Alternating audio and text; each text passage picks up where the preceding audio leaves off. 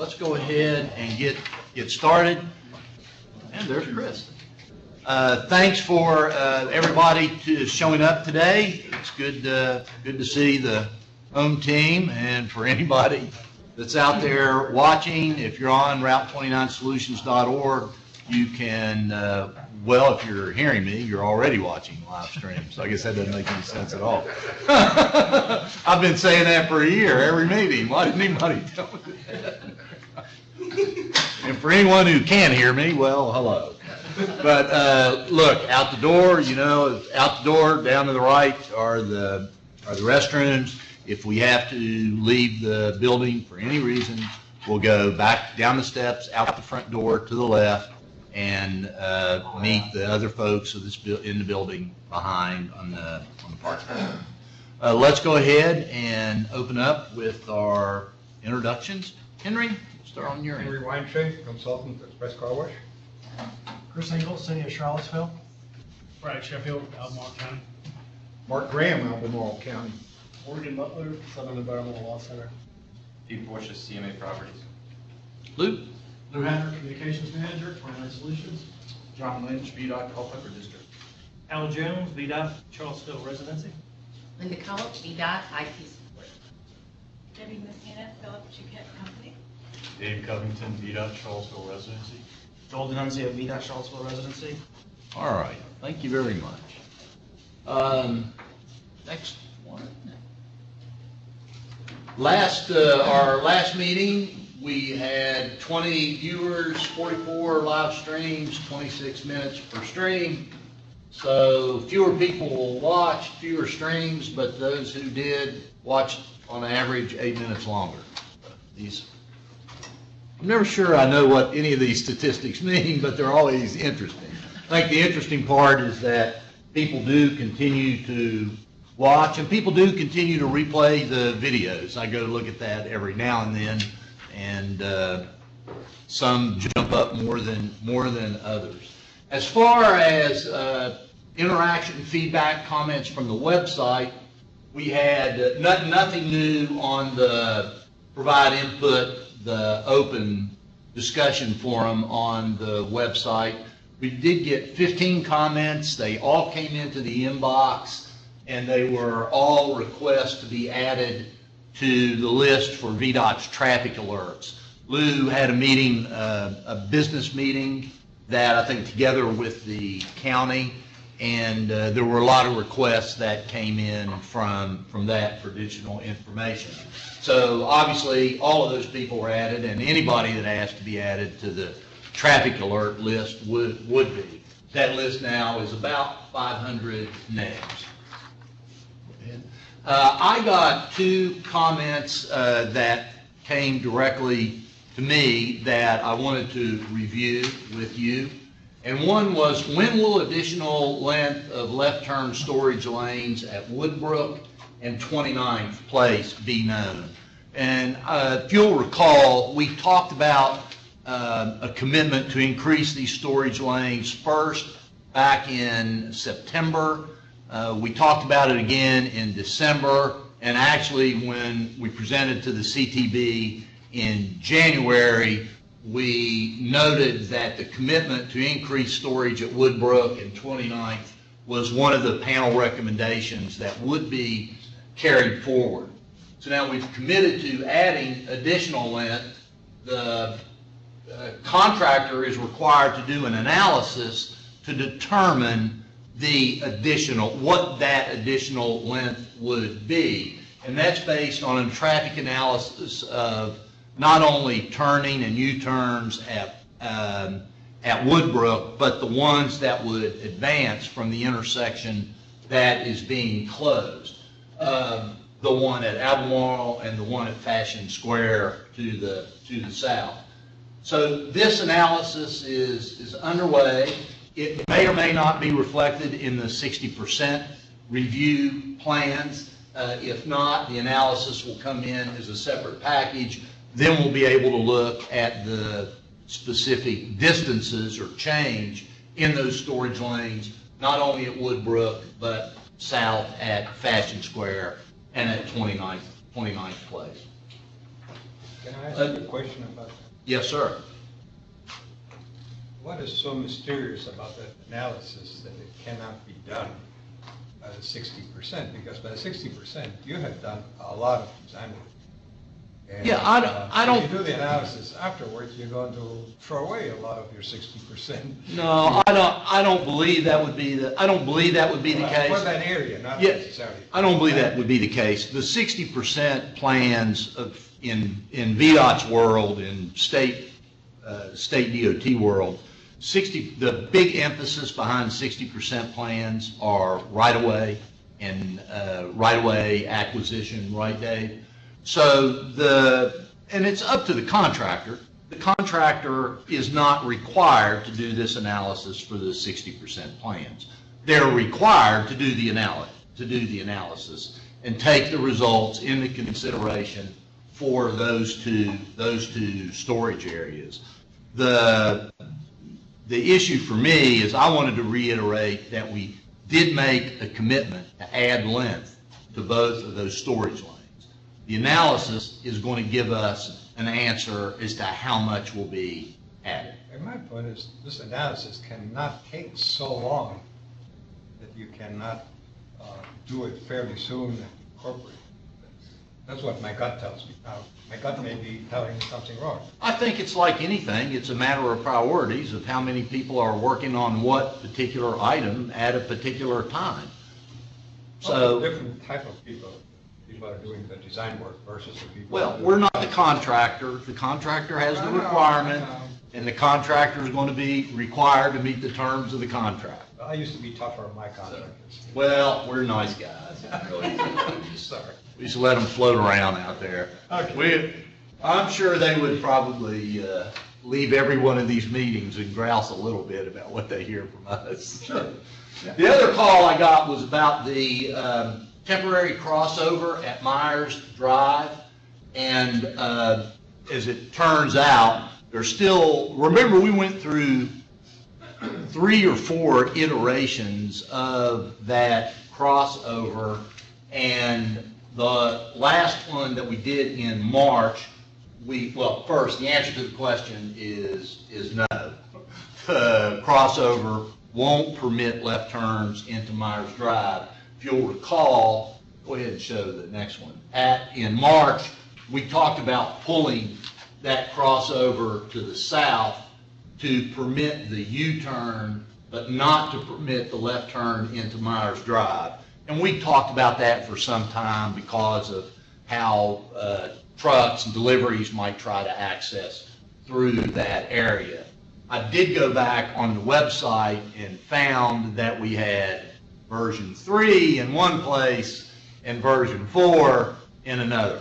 And I think, thanks to the work of Mr. Hatter, we eradicated version 3 from the website. So that's important because we did float these around a lot.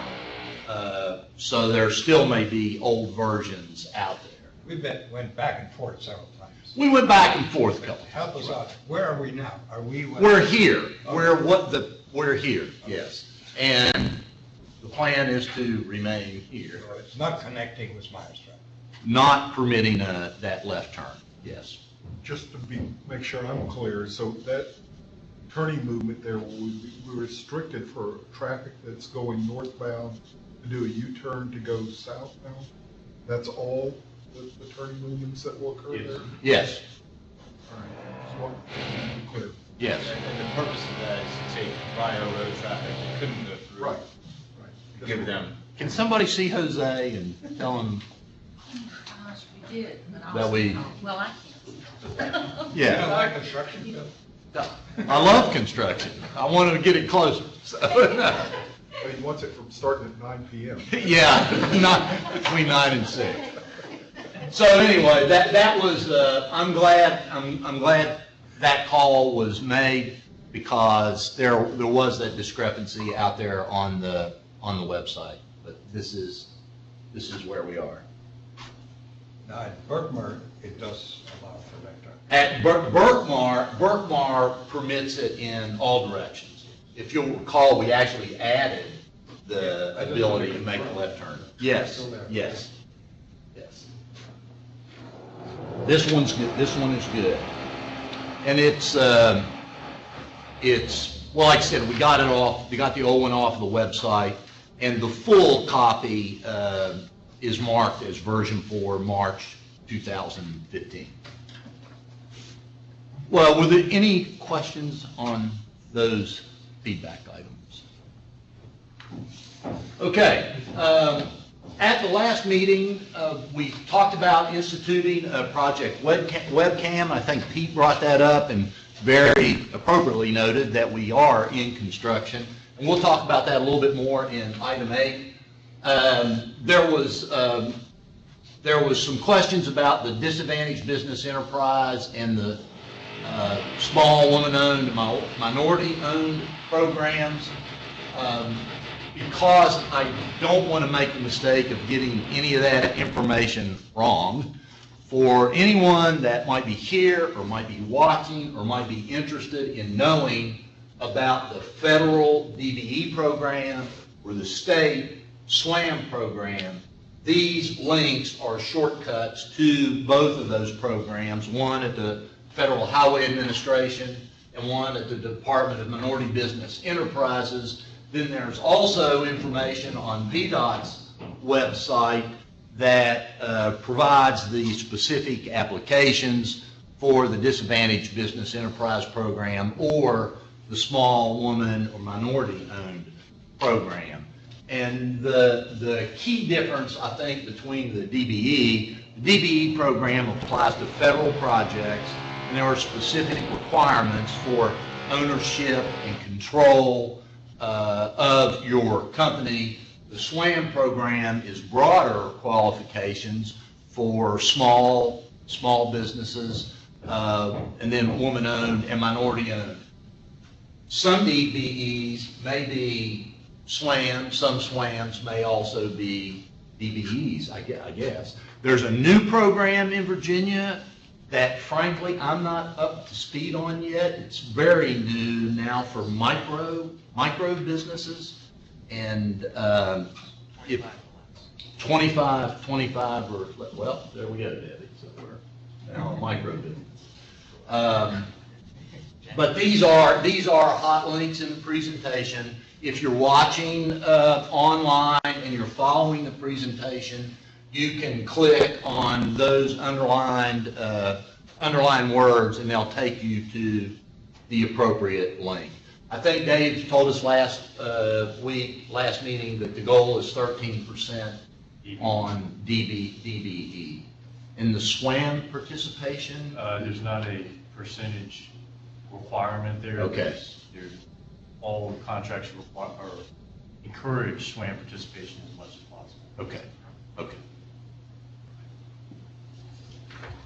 Any questions on those points? Pete, any? No. Thank you. Now I'm worried. Okay, no. That's right. Mark? Brad? No, the only thing is the trees coming down. Yes. I emailed you that. Yes. A few concerns, but just, Yeah. I think clarity of what that means and stuff. Yeah. Yeah, I was just curious on the trees too. I noticed, it was last Friday or sometime. Is that done at night? The trees on the median now in front of the mall section kind of have been removed, but about 4 or 5 are left. But I Okay. didn't see them out there doing it, so I thought they're doing that Is at that night. the 9 to 6 work day? Yes, they do that because they have to have vehicles in there to get Right. the material out. Side by. Well, the trees in the media are kind of my babies, because Chuck Lebo and I were able to get them in there after we argued with urban planners for years. It could be done, but they said it couldn't be done. And then it got done, and now they're down. And the minimum consolation would be to see some landscaping plan to where trees are planted to kind of pick up. Not that it's a full consolation. I would look forward to seeing that. Well, we will see those. Soon. We will see those, and have a chance to review them. And I realize that besides the median, there are other trees coming down all over the place. And it would be nice that all those people that worry about the environment, well, that Sure. would ride with us worrying about the street coming down and how they're going to be replaced. Okay. Well, we'll have a chance to see that. The schedule for reviews stays the same. Maybe Dave's going to cover this in his presentation, but I believe the 60% RIO plans are today. Well, today. Okay. So we'll have those up in the next day or two. Yes. Will you be able to strip them out for us? Can we Okay. make paper copies available? I think you did on the. We did, we can. We need to know, that reminds me, if you would like a set, we need to know, because Dave has to go through some mechanics to get them produced. We have all those trees we just took down, so we can use them. We can use those. They need to get a little further down the supply chain. But I know we made them last time for Henry and for Mark. And the half size works. The half size, yeah. I just raised my hand, I'd like a set this time. Okay, Please. all right.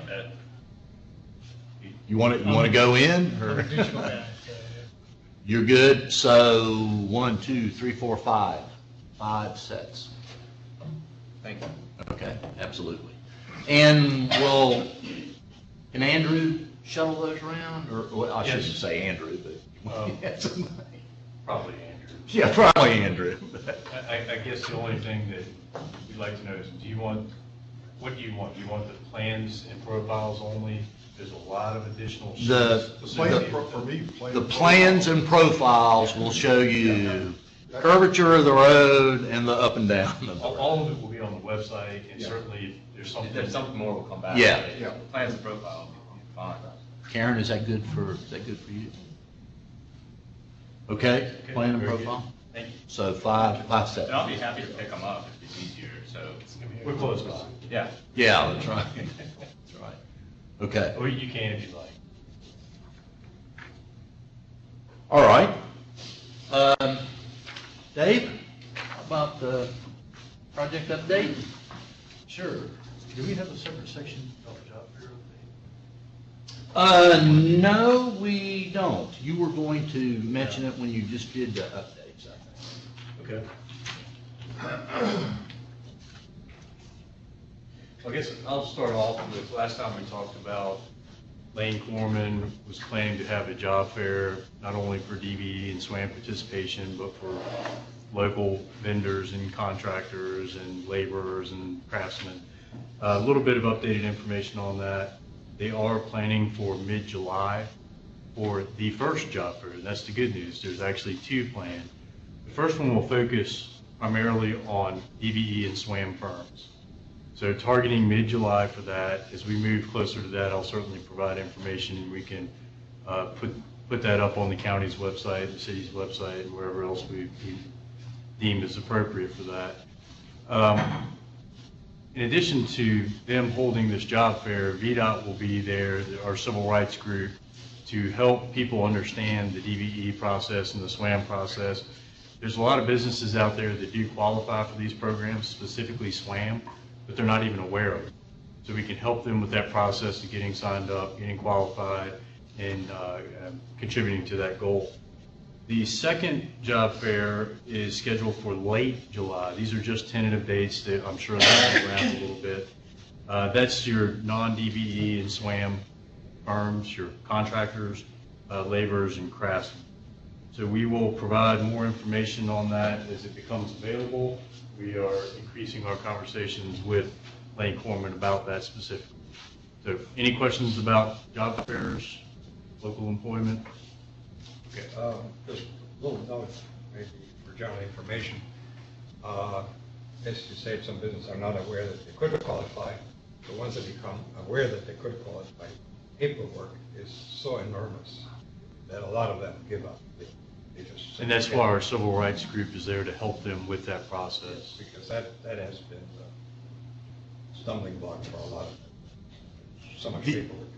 The DBE qualification is a bit more intense. It is. Than the SWAM. The SWAM is relatively straightforward. You can do a lot of it online.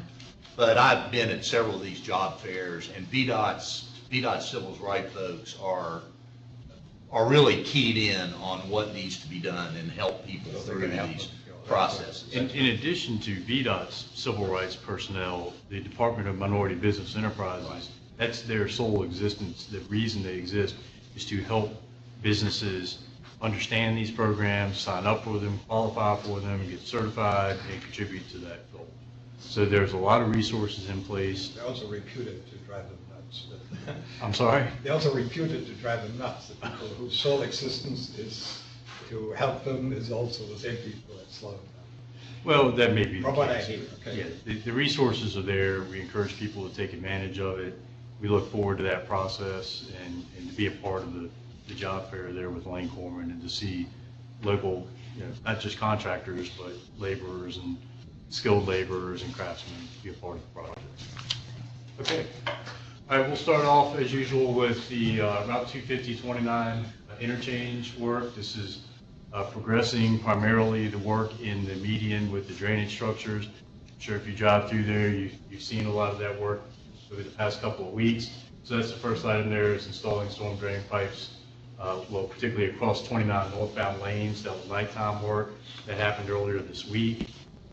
Probably didn't affect anybody because it was done at night. There was nobody out there. Similarly, they saw cut along the westbound ramp. Saw cutting is where they go into the saw, they cut the asphalt so it doesn't break apart and make an ugly end product. They did complete that Tuesday night, I believe it was. And again, installing storm drain in the Route 29 median between Angus Road and Hydraulic Road. This is up in the northern part of the project limits.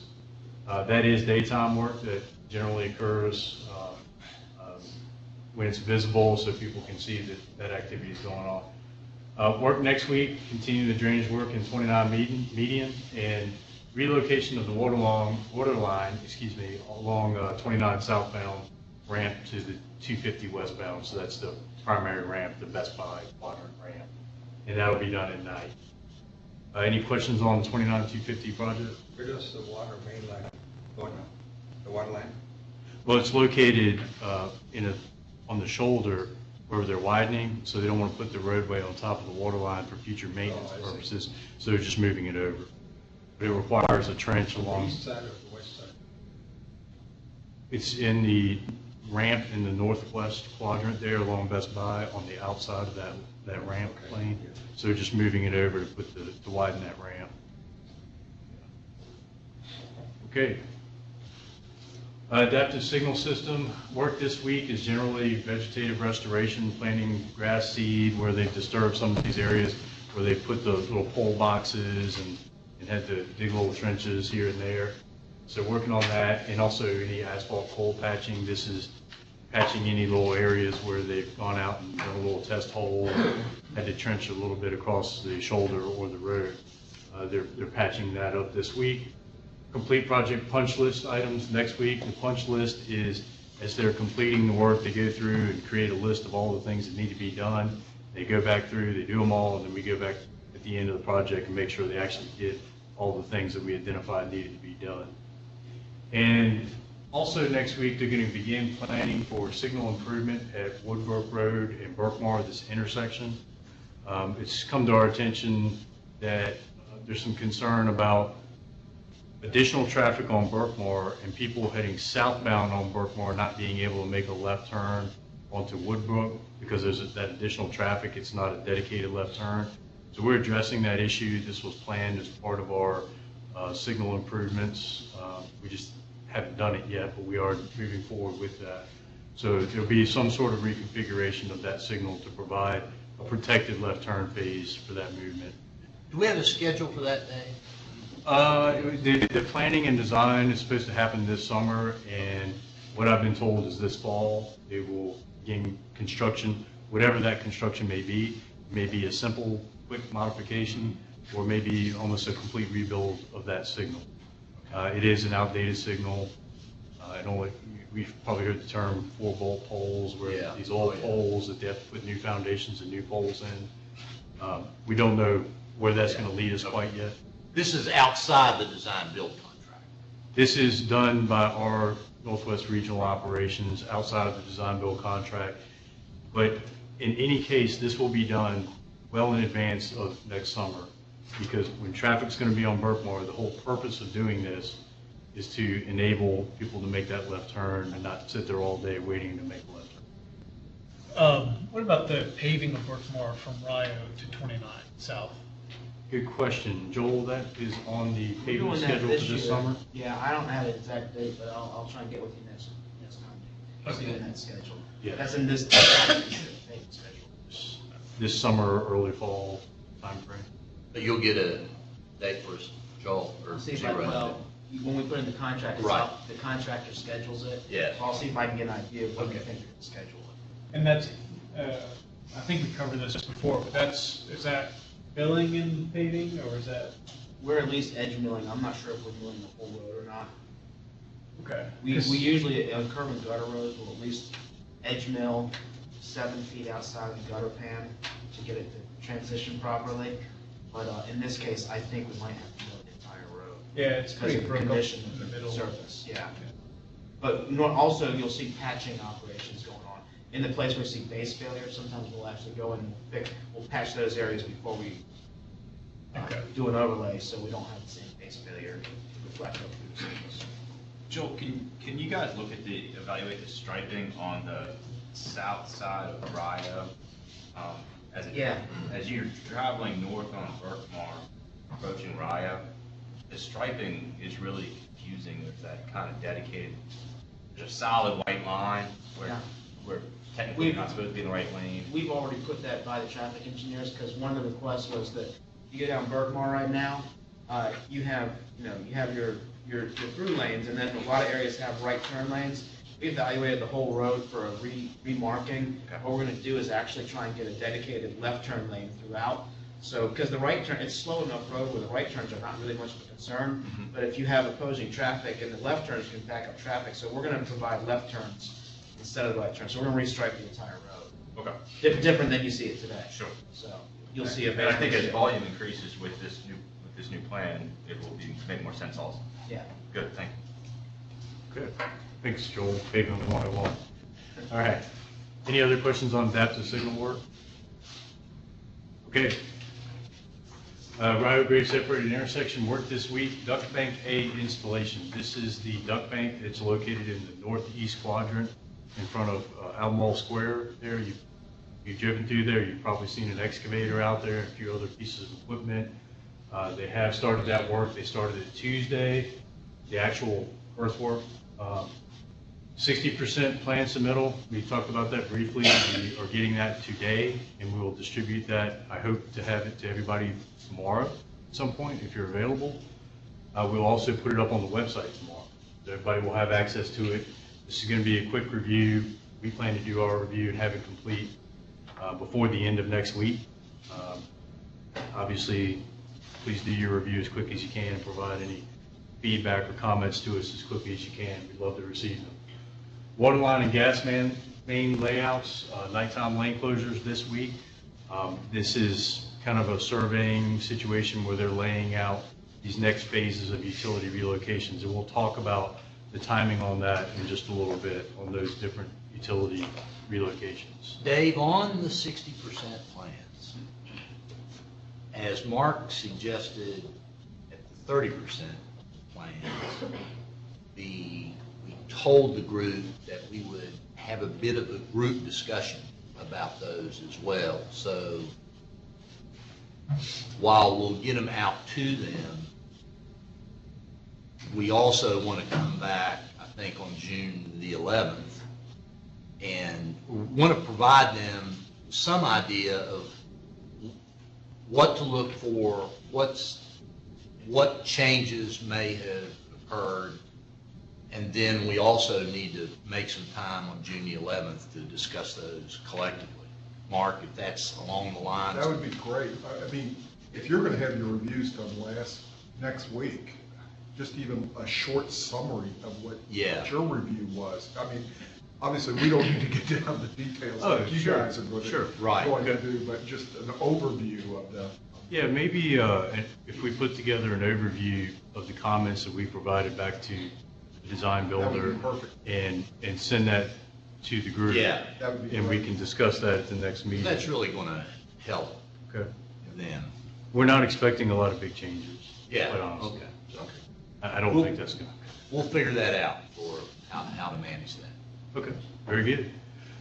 Work next week, it will continue duct bank A installation in the northeast quadrant. That's daytime work, at least for the time being. Duct bank D, they are planning a directional bore beneath Ryo Road. So this is a boring machine. It doesn't really create a lot of situations where we have to dig a trench across Ryo Road. We just bore underneath it, put what we need to in, and then get out of there. That would be a little, mostly daytime work, but maybe some nighttime work there as well, depending on the exact location of that bore, how they're gonna set that up. So, questions about Ryo Road? No questions about Ryo Road? I'll ask. Okay. Do we know when the left turn lane, the closure of the two signals is gonna happen? Do you have any idea when that might happen? Did that happen in phase one at all? Honestly, I haven't checked the schedule specifically for that, but I can check it and get back with you. Because I think that would be, the earlier we can communicate that publicly, I think it is pretty important for those businesses and people that are traveling in those areas to know and have some planning time. As much as reasonable. We'll nail that down, and I'll get that date to you, or I'll just provide it to you, Philip, and Yeah. send it to everyone, and we can. Because we've really focused on the Ryo the intersection there, but we haven't talked a lot about when those other ones are gonna close, and I anticipate they're gonna close much sooner than the actual Ryo intersection.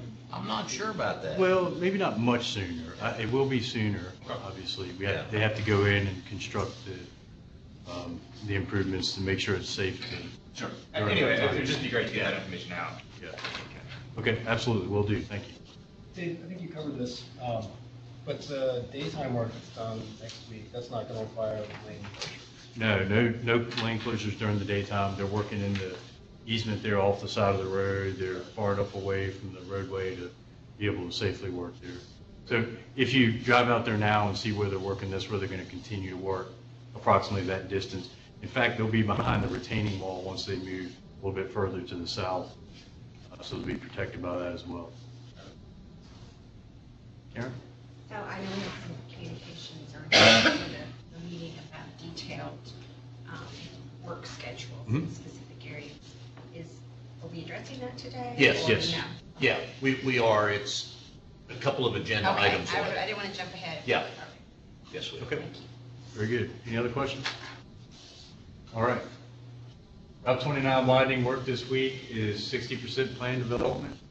I believe June 5th is the target date for the submittal of the 60% plans, which is actually just next week. We got a little overlap there. Utility test holes with nighttime lane closures. This has been going on for quite some time, figuring out exactly where these utilities are at, exactly what depth these utilities are at, so they can design around them in a lot of cases. Work next week, I just mentioned the 60% plan submittal schedule for the 5th, and again, utility test holes with nighttime lane closures. Any questions on 29 widening? Let's use that same process. Once you guys do your review, summarize them, get them out. Okay. Sure. You're saying 60% next week? On Route 29 wide. Okay. All right. So it's quite a bit ahead of what we're hearing in the schedule? Yes, sir. Okay. Yes, sir. Owen's been busy.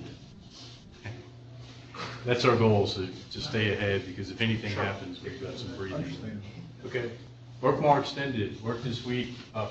Plan selective clearing of pier locations. This is something that I want to let people know about. There's a requirement for the design builder to do a phase 3 cultural resource study and report. This is a fairly extensive process where they have to dig a rather large hole and hand sieve for artifacts. So they have to go in, they have to clear enough area. This is kind of down near the river, on the side of Briar Mills Road. And in order to do that, they have to clear a few small trees, nothing too big. But I did want people to know about that and what's going on over there. That's part of that cultural resources work. Also, working on 60% design development for roadway and bridge. Next week, over the shoulder plan review. Is that a holdover? I think we already performed the Maybe shoulder. my bad. That's all right. But they will continue the 60% design development. That's lagging a little bit behind 29 widening, not because it's late or anything. It's just there's more excellent environmental work to do on Berkmar that doesn't necessarily exist on the other project elements. Are there any questions on Berkmar extension? Okay. Hillsdale, Chris. I did get a small update. One of our staff's out this week. But, a couple things have been happening. Stakeholder meeting is scheduled for June 25th at the Senior Center. I'm trying to get that together, so that's going to happen. I don't have time, but I'll get one of those for the next meeting. Utility locations are being field verified. Potential conflicts, that's happening now. And of course, the right-of-way acquisition process for certain parcels is underway. Okay. That's the update. Chris, do you know what the outcome of the incentive payment might have been? You're talking about McIntyre? Yeah, McIntyre. Yeah, I did ask about that. It's undetermined at this point. There's still some punch list items that are being Okay. done. I think the sense is that a portion of it will be earned, but there's negotiation around the rest of it. Okay. Any questions for Dave? Thank you. And, I'm sorry I missed Berkmar next week. Well, that's. I was seeing how close you were watching. That's all it was on my, that's 60% plan development. Yeah, yeah. A brief update on the place naming activities, the same sheet we've seen the last couple of times. I do have an update on the focus groups for you. Go ahead, Linda. Thank you. The focus group meetings are going to be held at the library for the west side businesses and at Fashion Square for the east side businesses. We will have a moderator's guide ready for review. Frankly, I think I'll get that moderator's guide ready to share with you today or tomorrow. And the moderator's guide will be a few brief pieces of paper that the people that are conducting the focus groups will use to conduct the meetings. These focus group participants will primarily be drawn from a list of businesses along Rio Road, and SIRs working directly. Has gotten some information from VDOT, from the business list that Lou had, that the county had, is working directly with the chamber. The schedule at the library is June 19th and June 25th, and on both of those days there would be 2 back-to-back meetings. So there would be 4 meetings at the library, 4 meetings at Fashion Square, which I think are all scheduled. Karen, if I understand what they told me correctly, is they have a room for the day on June the 23rd. That feedback will all come back to us around these focus groups, thoughts regarding a name for the general business area as well as the quadrants. So as soon as I get that moderator's guide and have a chance just to look at it myself, I will get it to all of you. And then Mark, this will help be the feed in to the small area planning. So that's moving well as part of the budgeted, as part of the communications budget for the project. Mark, are you envisioning that at that point, there, as part of the small area plan process, there be sort of a community discussion of the names? Well, Not at that point, but perhaps a little bit later. We're just we're trying to get the organization for how we're going to manage this thing in June, so this time's well with that. But somewhere along the line, there'll be community engagement, I can assure you that. Because we've got to get this, Right. we've got to get a recommendation, into VDOT. So we're doing well with managing our time. The idea is something will come out of this, we hand it over to the county to go through their process, and that should end in time to be of use to VDOT. Because I think we're, highlighted the By the end of the year. Was the yes, schedule that the we're point of working. the focus groups isn't what should Carsbrook be called. I mean, but we do want to. And I think, Mark, SIR is reaching out through the county to some of the, what's the right?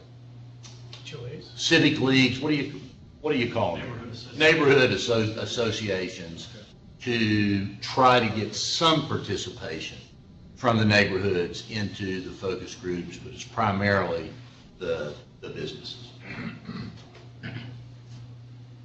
Any other issues on that? The webcams. There will be webcams at Rio and at Berkmar. The webcams will provide real-time access to construction photos, to progress as it's going. They'll be accessible from our website.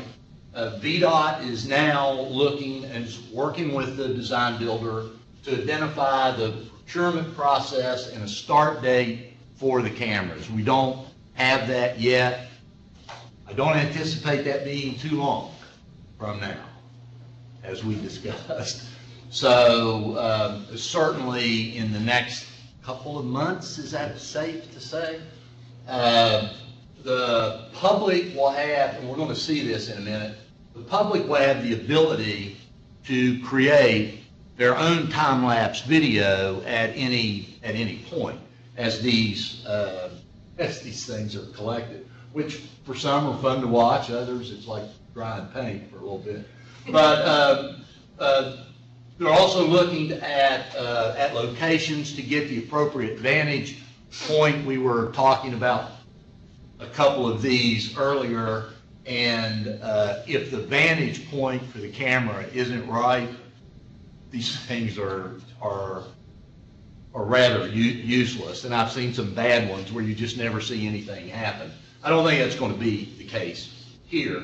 And then at the end, of course, there'll be a complete time-lapse video, I think that will actually be produced and turned over to VDOT at the end. I just wanted to show you one example. This is in the VDOT's Bristol district, and it's the 460 connector, which I believe is nearing completion. It effectively is. Okay. In fact, the image that you'll see. Well, it will be at the end, yeah. So I'm going to just wait 1 minute. So as you see, there's a photo from the camera, and then there's a button up there that just says time lapse, and we can watch them build the 460 connector.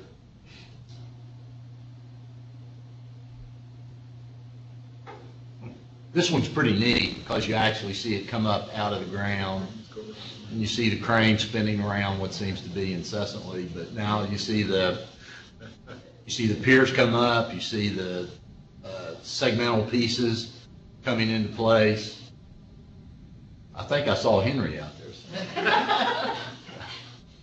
And then you have a bridge. And so that is coming for Rio and for Berkmar.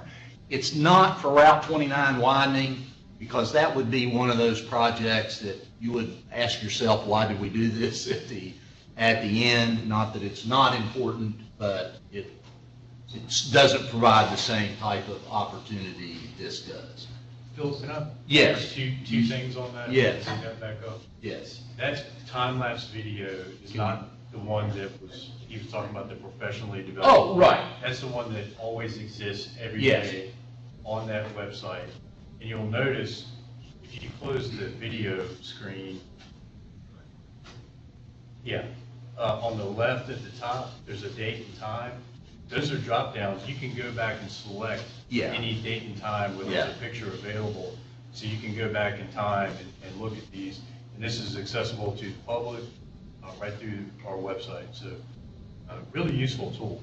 Yeah, it is a great tool. And like Dave was saying, we were talking at the end, there's actually a produced time lapse. VDOT uses those for a lot of reasons. I'm sure the contractors do as well. Does the contractor retain some rights to the production?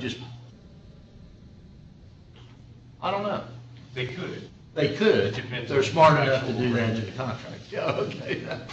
Does that become a public document as well? Oh, yeah, absolutely. It's a public document as it's created. VDOT, all the ones I'm aware of that VDOT has done in the past are all on YouTube, VDOT's YouTube channel. And they're available in real time.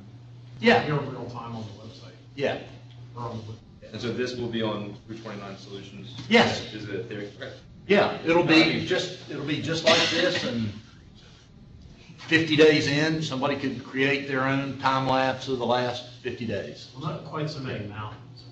Not, But I think the angles will be critical, like you said. I mean, of what's in the video. Yeah, we've talked about One north, one south, or what? well, we've talked about looking from the south, going north on Rio to be able to see the grade come down and the walls constructed and the bridge constructed. Yeah.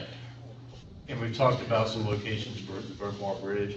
But what we would really like to do is to have the vendors, talked about a couple different ones, come in and say, we recommend this viewpoint. They do this every day. For your project. We would like to have their input on that Now, before they make decisions. in addition, VDOT will also be taking photographs and aerial photographs during construction as well.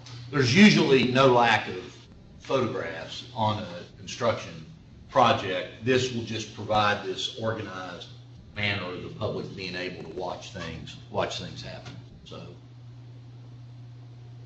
any questions? Okay. Karen, the schedule. And Dave, I arranged these by date for the start dates that you gave me. And Karen, this is more detail than what we had before as far as the type of work that will happen by the quadrants rather than just by the activity.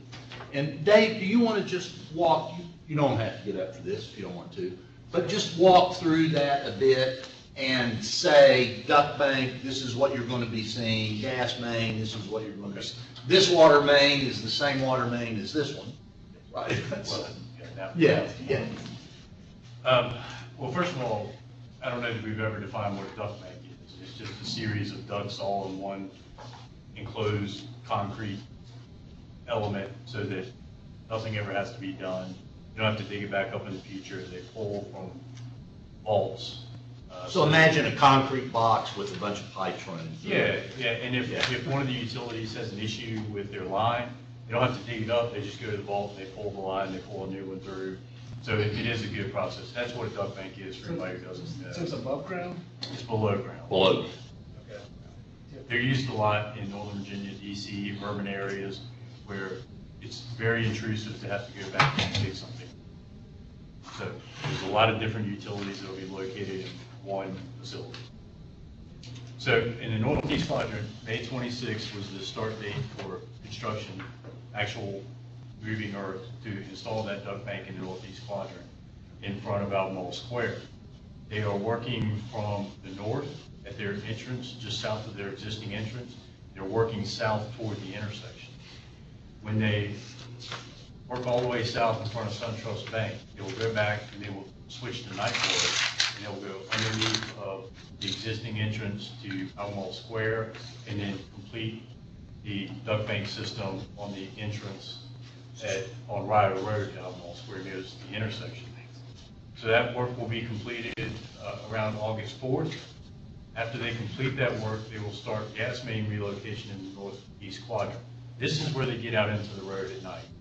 So they go out at night, they dig down along the road, they install the gas main, they close it back up, they open the road up by 6 a.m., and traffic's flowing all day. They come back the next night and do the same thing.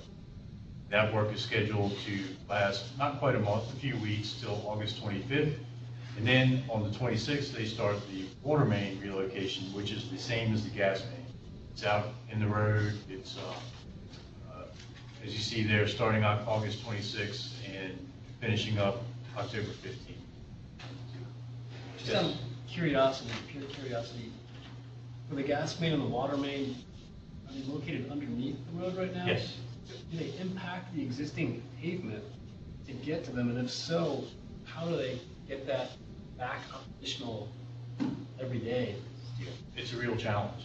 That's one of the most difficult things that we're dealing with in this entire project. Fortunately, we've got some very skilled contractors that do this all the time. They're used to working in urban areas, used to working in DC and Northern Virginia and Maryland, where they do this all the time. Now, they're not going down and finding the existing pipes. What they're doing is they're installing new infrastructure. Right now, those gas main and the water main effectively run down the median of 29. That median is not a grass median, it's all pavement. We're going to leave those there, put in the new pipelines, and then connect them to the existing. So basically doing like a bypass of the existing system. Now, there's going to be some steel plates out there. There's no question about that. Situations where they install something, they get it backfilled, and put down the asphalt, have to put some steel plates over it, whatever it may be. But we're going to try to minimize steel plates as much as we can. We're going to backfill it, compact it, put asphalt down, and have traffic running on asphalt. Ideally, we'd have asphalt down every morning. But contractors that do this become very adept at, when the clock strikes 9, putting out their traffic control and maintenance of traffic, coming right behind that with the crews ready to go to work, and then zip it back up on the back end. But asphalt takes some time to dry, right? Well, it does. It doesn't take nearly as long as concrete.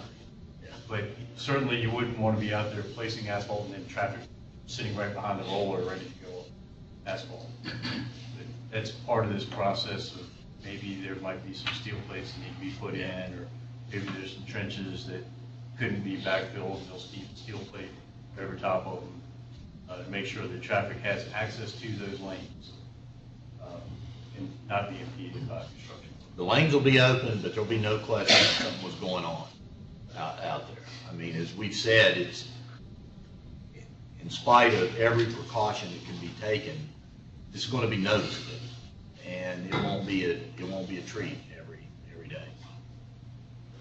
Okay. What's going to happen when 6 o'clock rolls around and one of those lanes doesn't reopen? What's the contract say? It's going to happen. I mean, we all know it's going to happen. We have a very extensive section in the contract. We have a lane rental fee system put in place. The fees for 15 minutes of quote unquote the contractor or design builder renting that lane are extensive. 6 o'clock to 6:15 is pretty high, but when you get into 7, 7:30, 8 o'clock, I don't remember the exact numbers, but they're pretty staggering. And that is a big encouragement for the design builder to make sure that they're not running past that date, because then we start assessing those lane rental fees every 15 minutes after 6 a.m. But this cannot become a habit, that, okay, lanes are for rent, and we're going to keep them closed. I don't think we're going to have an issue with that. I won't say never, but I don't think we're going to have an issue with that with this contractor. I can be sure, I can tell you for sure, the contractor's not planning on renting any lane time. No, but We've got so much money in incentive at the end of this deal on a calendar. The economics might work out that they say, you know what, screw it, we're renting, and then get it done. no, there's a reason why they won't. it won't. And that is that we have defined the start date and the finish date that would require the closure of that crossover, right? all this utility relocation work is going on in advance of that. So if they spend that money, so to speak, before they ever get to that time period, and they don't achieve that incentive, then they're losing a lot of money. It would be a really big gamble. I don't think they'll do it. But in addition to that, if they do open late, not just is there a lane rental fee associated with that, but we want a corrective action plan to ensure that it won't happen again and again and again. I just thought of that. A very good question. Very good. As Mark reminded us many, many meetings ago, things are going to happen. Do we have an idea, because I know they're probably different things, but how deep the gas lines are and how deep the water lines are, to get an idea how far down they're gonna have to go to reach those, and then how far down they'll have to go to reconnect in the easement areas? The gas lines are usually 3 to 5 feet in depth. The water lines, it varies, but usually they're in the same proximity of anywhere from 4 to 8 feet. The duct bank is considerably deeper than that because they have to get underneath existing utilities. And instead of going over top of, say, if you have a water line that goes from 29 to the mall, we don't want to put a duct bank on top of that. If something happens to that water line, they have to dig around the duct bank and deal with that issue. So they're running the duct bank underneath all the existing utilities. I think the maximum depth on that was 15 feet. That's quite a deep hole. That's what they're working on. I know, some of the water lines on the mall property are 20 feet deep down and more, just because of the land, they had to go down because of the way the grade of the land is in certain areas. It's when you've got grade changes and whatnot from the road to the properties. Well, they might be 20 feet deep on the mall property because the mall property sits up above the road, but where they're doing that work, they may only be 6 or 7 feet. So it's not 20 feet on all locations. Right. Emerald County has told us they had to dig a hole a couple years ago by the Marriott and JCPenney, and because there's such a change in the grade there between those properties, it's way down deep to get to that. And there's a big hole. That sounds like one of those situations Very where it deep. probably started out not so deep. Yeah, yeah. Well, So yeah. get an idea what the road might be like with this metal, Yeah. they're gonna have to disturb the pavement and everything. Well, one other thing, and if you've seen what they're doing out there right now, there's not a big wide trench opened up. They haven't dug down 20 feet and, so to speak, laid the slope back. They're using trench boxes. So it's a vertical excavation down. They put the trench boxes in to keep it from collapsing. That's a protective measure. So it may be a deep hole, but it's not any bigger than 5 foot or 8 foot hole necessarily, other than going down. Now I'd have to go back and look at the utility relocation. I was going to say, we have the utility relocation plans and give them an idea.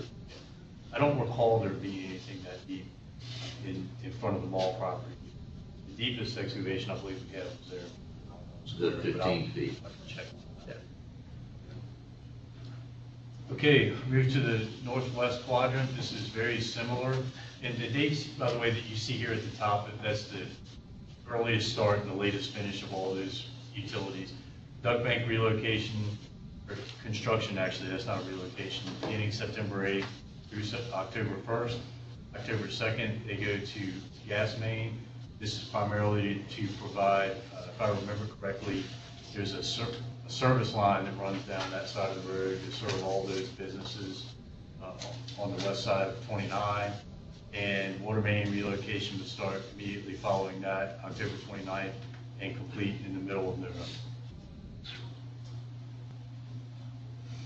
Slide. The southeast quadrant, so this would be in front of Fashion Square Mall. The only utility we have to relocate there is the water main, and that begins October 6th. This is a continuation of that water main in the northeast quadrant. It crosses underneath Pryor Road and will continue down 29, beginning October 6th and ending December 17th.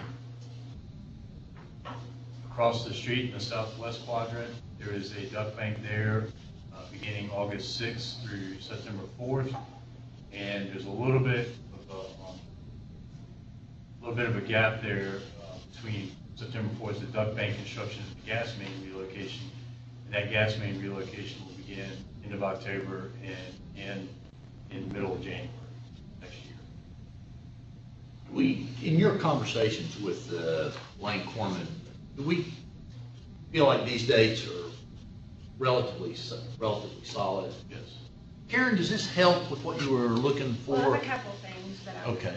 looking for, because according to this schedule, and I'm sorry, I'm just speaking from our southeast quadrant perspective, there is no work until October.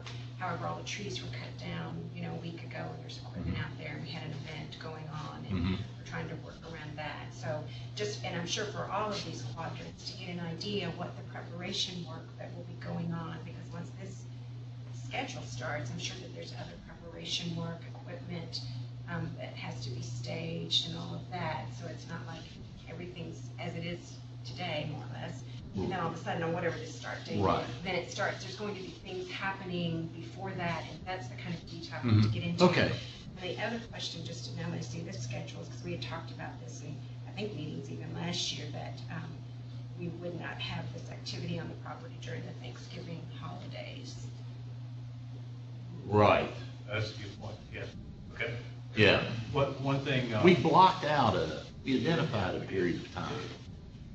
This falls right in the middle of it. Like this even in your RFP. But this is in the road. This is not in the easements, this is roadway construction, but that's something we can talk about. Yeah. But one thing I'd like to point out with regard to the trees, that's a little bit of an anomaly, because what they do is they get their contractor in there who Right. does that tree cutting, and they want to get everything done that they can and then get out.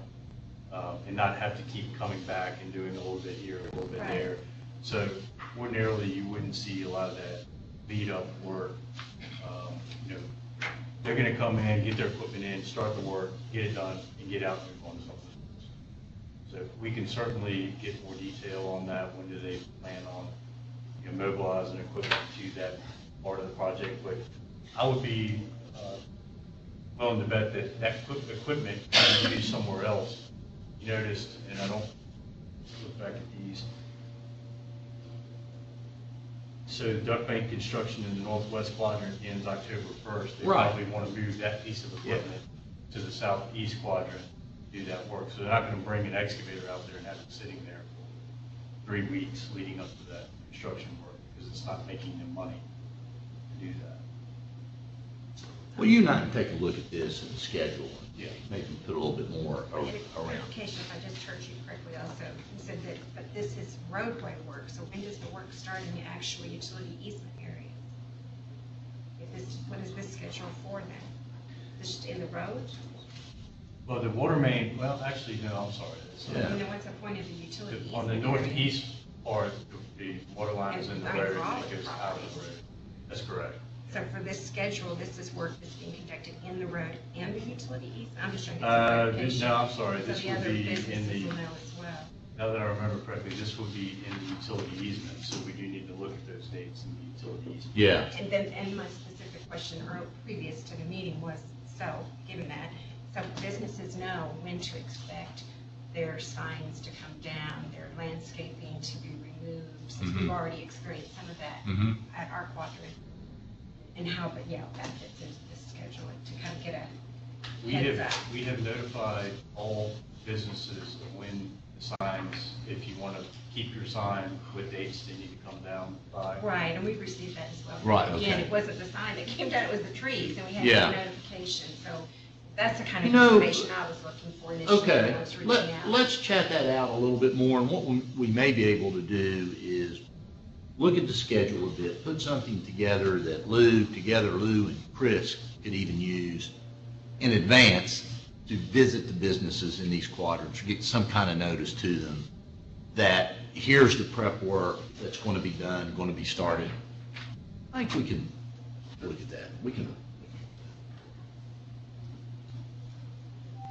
So it's a start at what you would want. Yes. You need a little bit more. Okay. All right. Any other questions around that? And Karen will do that. Thank you. Thank you. The next item is something that I'll say up front, is something I've been pushing with, I shouldn't say pushing, discussing with VDOT, that you may or may not have similar feelings. So I put it in here. I'm not trying to preempt a PDAP recommendation, but it's something I want to talk about for a little bit.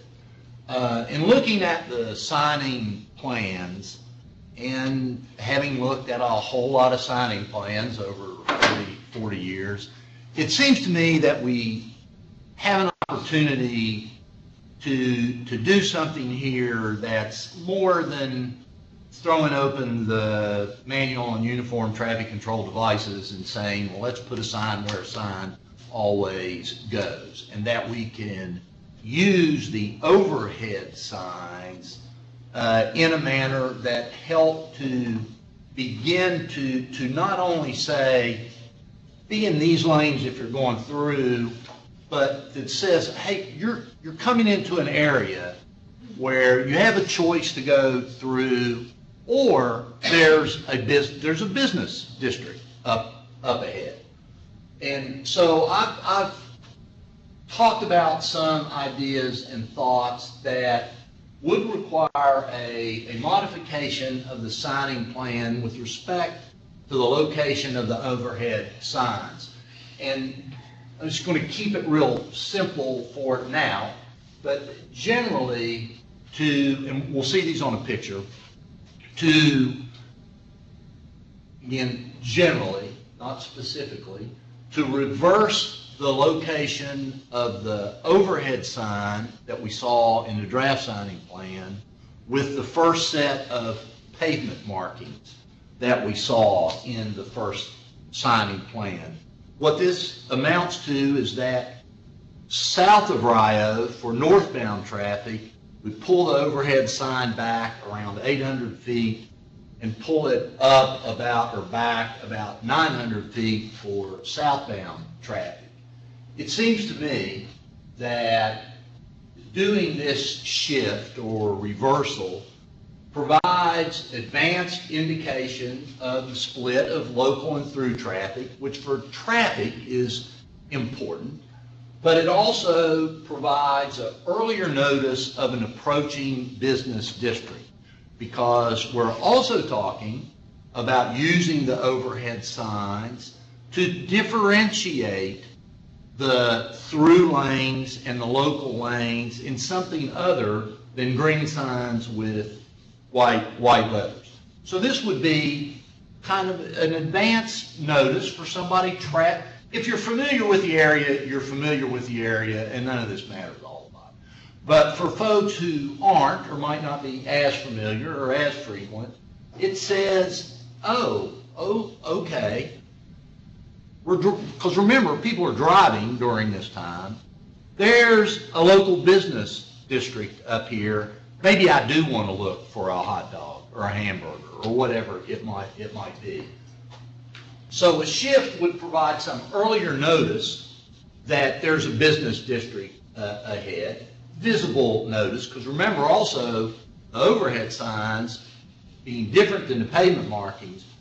You don't just see the overhead sign when you're there. You see it from a distance back. It gives, I think, some additional time for motorists to make a discretionary decision and say, yeah, I didn't plan on stopping, but if I can get something here, I will. It retains, I believe, sufficient time still for motorists to make the decision that you want them to make at the transition or the gore in our speak. And if necessary, to add additional pavement markings, which I'm not sure it is, that could also be done. Just flip to the next one if you don't mind. And this isn't the greatest picture. If you've seen on the website the signing plan, you know, as a PDF, it's a long, skinny little strip, and you can only blow it up so far. I just clipped a piece out of it. This is going northbound. This is Fashion approaching the split, or approaching the bifurcation up near Fashion Square. And with the draft signing plan, the overhead sign is here. The first set of paving markings are about 800 feet away here. And conceptually, my thought is maybe that ought to be reversed. And the overhead sign should provide an indication sooner of North 29, these are the through lanes, local, and we're talking about adding some more to the local sign, it might say local business district, or and as well as a different color scheme for this sign than this sign would be here. In the north, go to the next one if you don't mind, Linda. I mean, actually, it looks the same way. But southbound, instead of seeing the overhead sign here, it would be about 800 or 900 feet back, approaching from the south, and it would say the same thing. Well, there's South 29, be pointing down to the center lanes that eventually lead to the bifurcated underpass. The other sign would say local business access, or whatever words we're talking about there, in a different color. And the pavement markings would still be here along the way. It just seems to me that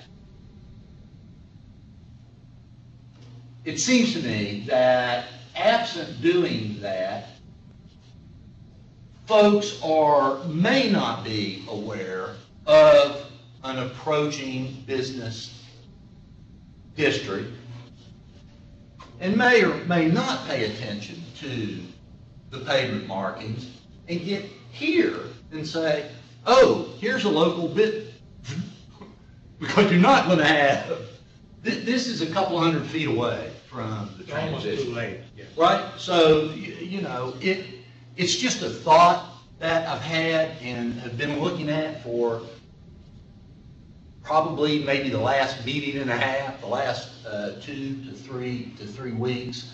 I've discussed it a bit with Dave. It's outside of the standard box of sign location, perhaps, but I'm not aware of, I have not been able to find anything from a regulatory point of view that says, thou shalt not do this. I don't know how you all feel about it, but I wanted to present it to you and get your feedback.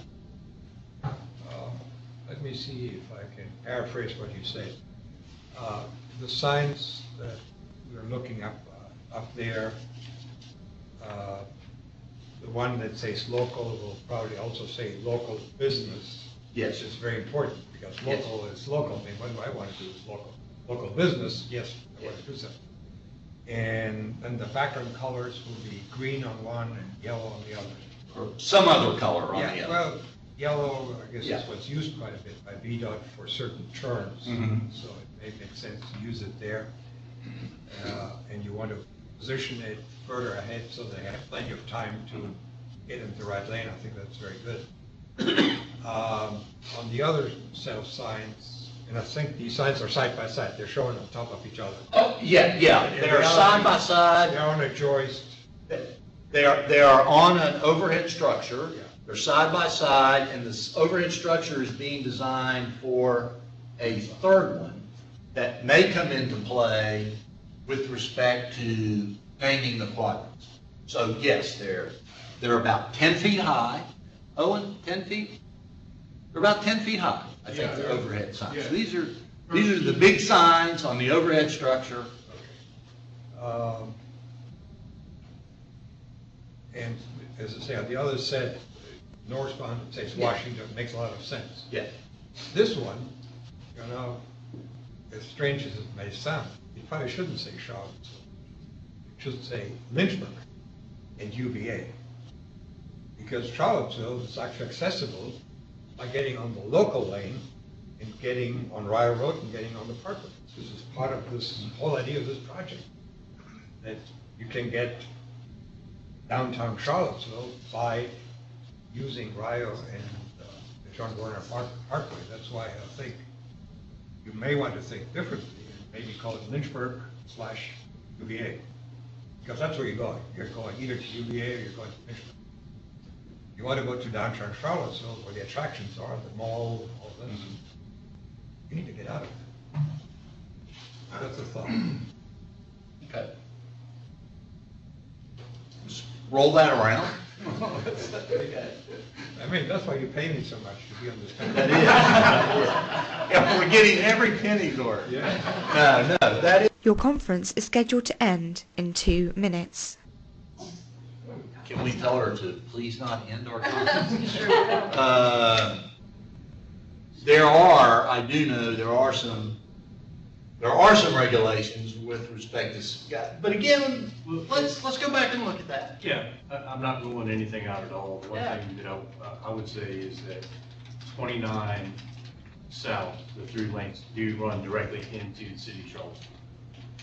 At hydraulic, you go from the county to the city, and you got 250. I knew you were going to say that. I'm just pointing that out. If you travel in Europe, whenever you go to a city, they make sure you go to the city center, not to some place that happens to be within jurisdiction. Well, the 255. City center is always what tourists want to see, especially in our town where we have a very alive downtown, the mall and all that. Hey, out there, Backside is really not Charlottesville. I hear what Henry's Downtown saying. is Charlottesville. Yeah, I hear what Henry's saying. You're not going to Charlottesville, you're almost in town. But technically, you're right, you're in the city. But where is it? How do you get to the mall? Do we pick up Lynchburg in appropriate signage at the hydraulic overhead structure? Because I think, Henry, I think you're right. Lynchburg needs to be represented on the southbound travel lanes. But I think that it might be sufficient in the existing signage, and I think it's going to be changed with the Best Buy ramp being completed. It might be even more obvious. There might be an opportunity to make it more obvious at that juncture, which would satisfy what you're. You need it both. I mean, if you want to go to Lynchburg, you get on those lanes in the center. You want to go to Charlottesville. Charlottesville is, and that's why I also suggested /UVA. If you want to go to UVA, fine. If you want to go to Charlottesville, Charlottesville is, it's downtown. I think we're kind of going down the path of thinking of this as a limited access highway when it's not. There's not an interchange, and no escape point between the two. Whereas, and also, I think if people are not familiar with the area, they're coming to Charlottesville, do you want them using Belmar Parkway, which is a little more confusing, it's new. We're doing this whole project. I mean, we had a lot of debate and discussion. This whole project was so necessary because of the parkway and getting to Charlottesville through the parkway. I think Henry's putting some ideas on the table that warrant kicking around a little bit. I mean, you can come at them from any angle, but let's. I'm interested in what the signs say, and I think we ought to have a further discussion about what the options are. And to Pete's point, how does that tie in to what the next set of signs say? So the previous set of signs. Well, yeah, so that there's no confusion there. Any European city will make very clear how to get to the city center. That is where the areas, pedestrian walking area, the old town, whatever. And here we have a semblance of it. But Phil, I'll just bring it back to what that is whatever you want to put on the signs. Where is it? I think your suggestion makes a lot of sense intuitively, to give the driver more time to make the appropriate decision, plenty of time to make the lane change if necessary, and then have the lane markings as a secondary. Yeah, absolutely. So I think that makes all sense. Okay. Are Mark? we limited to just the 2 pavement markings? Because I think we could probably dig up a pavement marking or two, So- easier than an overhead sign. the second one, having it come that late, I'm not sure how much value it adds at that point. I think if we're limited to a number like 2, it would make more sense to have it be a little bit further up. No, I think that's a discussion that's easier to have than the, It absolutely is. Yeah. And one of the things that personally I've been thinking is, would it make more sense to have lane markings, overhead sign, lane markings? Because the issue with the lane markings is you don't see them until you're right on them because there's Right. traffic on them. So you see them as you're driving down the road, you look up, you see it on the sign, you see it again on the road, and then you know you're in the right lane or you're not in the right lane. But that's just something, and we're not limited to 2 sets of lane markings here. As Philip said, that's much easier to add in overhead sign structures, and we don't necessarily want to add additional overhead No. sign structures. I think think having a lane- overhead signs come first, The lane lane markings, markings come second. once you've seen the sign, the lane markings reinforce, oh Exactly. good, I'm in the right lane. I'm just thinking, your idea of sort of switching the 2, I like the idea of pulling the sign back. But again, if there's a finite, limited to just 2 pavement markings, it seems like putting that where the overhead sign was planned, at that point, you're too late. It's getting reinforced and oh damn, I'm in the wrong lane. flip back to, see, anticipating the good Mr. Butler. This is, I think there's room to talk about that. What I see here is an opportunity, not that what we've always done in the past is bad, but an opportunity to do something different and think differently about a transportation facility that is more than that. That, yes, my purpose is to go through here, and I know I don't care about getting off. My purpose absolutely is to get off, or, oh, there's something up here, I'm going to I have time to make a decision to get off. Is anyone hungry? Do you want to shop? There's a mall up ahead. There's a shopping center up ahead. We've got some time, we've been in the car for 2 hours, let's get out. You don't make that decision in 200 feet. Now, in 900 feet, which you're going to see from another, 500 feet back or whatever it is, you have some time to, not a lot, to have at least have a discussion and pay attention to what you're doing and make a decision. Just go back up. So is it okay with you all for me to continue this discussion some more? Okay. I have a feeling it's going to lead to some interesting discussion. Yeah. Everything else about this project has been so normal. That's right, that's right, that's right, that's right. There you go, Steve. Okay, thank you very much for that. The 24-hour call line, the Lane Corman has set up a toll-free number, 1-844-220-5540, which is a call box or a message inbox that will be available 24 hours a day. That's a call box that Lane Corman has set up for the design build projects. So Rio, Berkmar, and 29 widening, just as a reminder, while there is not a Best Buy ramp call-in number, VDOT has the 804 road 367-7623. That's also, that's actually, there's a person that answers that 24/7. And those calls do get separated out by the customer representative to the right Lou Hatter or whoever in the districts. So a person here in this area for these projects could call the Lane Corman line directly or the VDOT for road.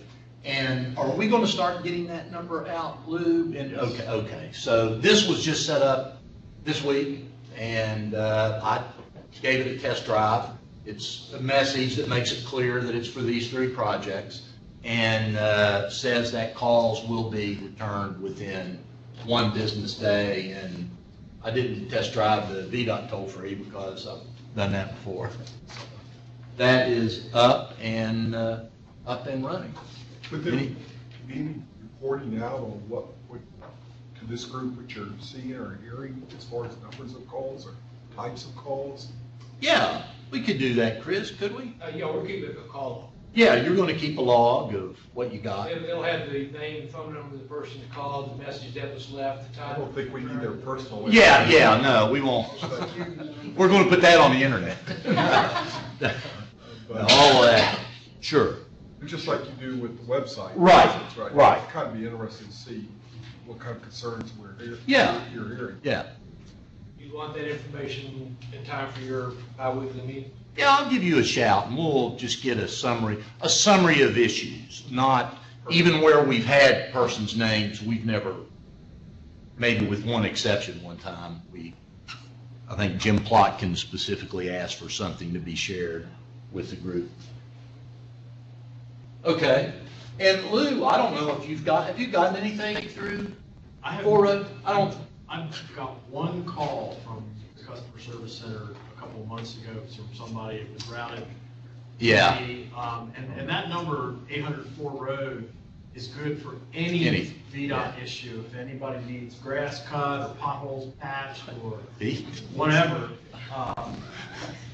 you call that number and the customer service representatives there will route that work request to the appropriate VDOT work unit.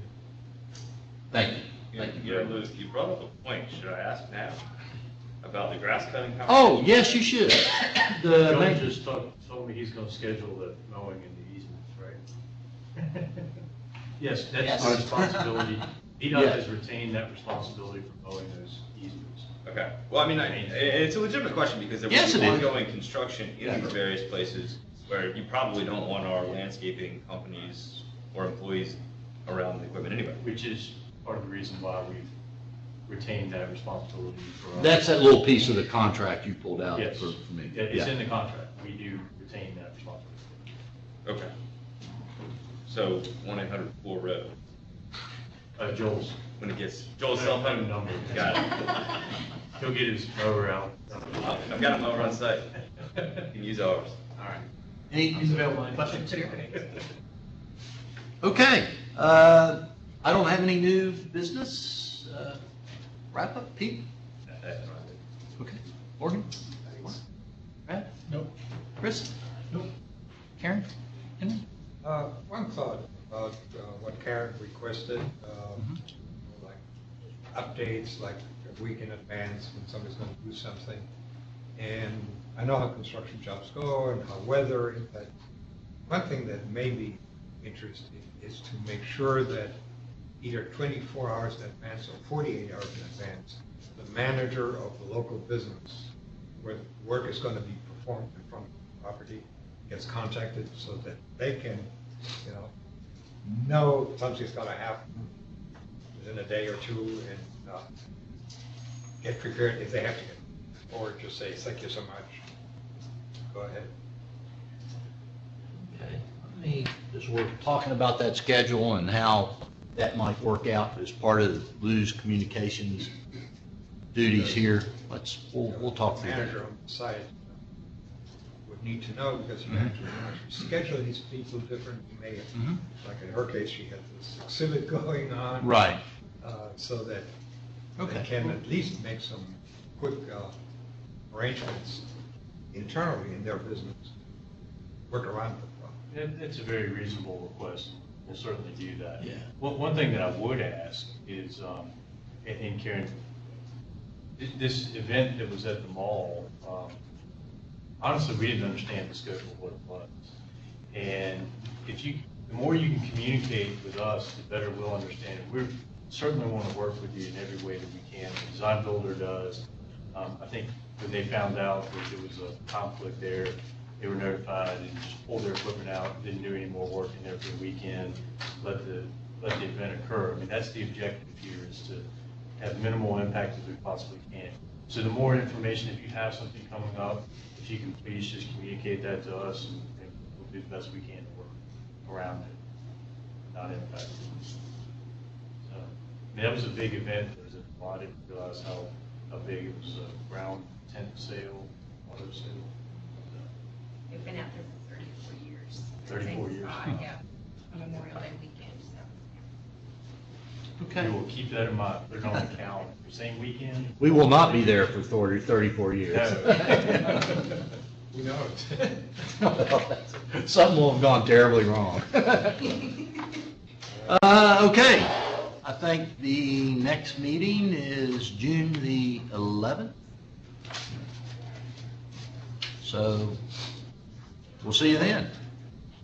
Linda, thank you, and thank you guys. Take care.